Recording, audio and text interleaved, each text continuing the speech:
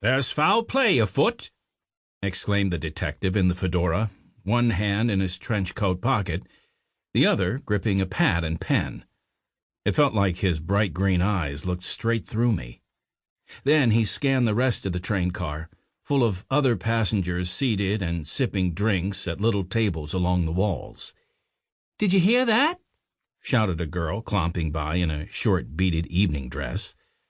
I choked on the overpowering smell of cheap perfume left in her wake. She paused mid-car and pressed a gloved hand to her chest. "The keen gumshoe over there says something don't seem quite right." "This is painful," I whispered to my brother Joe and our best friend Chet Morton. Chet flashed a playful smile. "The roaring 20s? More like the snoring 20s. "Good one, Morton." Joe fist-bumped him. The website for the Mayhem Express had promised a 3-hour ride on a newly restored vintage train, during which guests could enjoy extravagant desserts and solve a 1920s-themed murder mystery. Since all the real mysteries in Bayport had dried up, Joe and I had been itching to find a way to put our mystery-solving skills to use. Checking out the show had seemed like a good idea when I signed us up in June. A new murder mystery train ride beat out running errands. Mom, Dad, and Aunt Trudy never failed to find tasks for us, and rewatching every single Marvel film on Disney Plus with Joe. Right after I signed us up, Joe and I decided to bet on who could solve the fake mystery first. If I won, Joe would be on fish duty for the rest of the summer, and vice versa. All Chet had needed to hear was fancy desserts, and he was in. And sure enough, before the actors had ushered us into the performance car for the show, they had served us platters in the dining car, lifting silver lids to reveal everything from macarons and pre-cut slices of cake to china bowls of chocolate mousse. But it wasn't only the desserts that had delivered. Every inch of the train looked like it had come right out of an old black-and-white movie. Wood paneling, softly glowing lights, and lace curtains pulled back to reveal, what was it the website had said, a breathtaking view of the coastline overlooking Barmet Bay.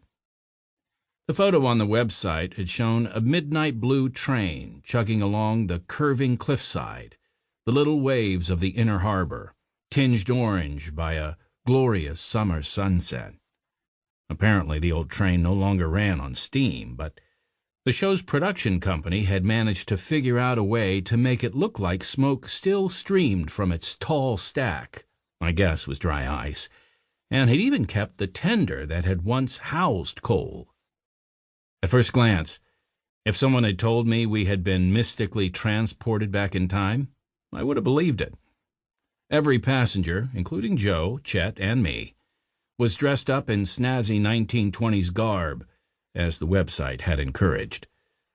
The three of us were even wearing newsboy hats Chet had scrounged up from his folks' attic, which matched our good suits and shined-up dress shoes. Around us, fellow audience members sported everything from Panama hats and tweed three-piece suits with wingtips and Oxfords to feather headbands and fans. But the costumes, setting, and grub were where the magic ended. The train, which wasn't completely restored yet, stank of paint fumes, and instead of a breathtaking sunset, the view outside my window was shrubbery, trash-filled alleys, and chain-link fences. That, combined with the bad acting, and our fun night out was quickly sliding into stuff of nightmares.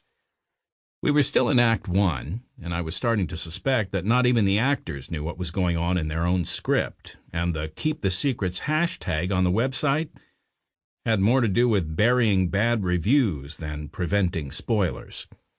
After all, the performance playing out before us was amateurish, overdramatic, and nonsensical. The actors, mostly teenagers playing adults, spelled out clues and stumbled over their lines. The one bright note was that Charlene Vale, my friend from school, along with our mutual friend, Murph Murphy, had bought tickets too. It had been a great surprise to find them aboard, and we'd made sure to sit across from them in the performance car.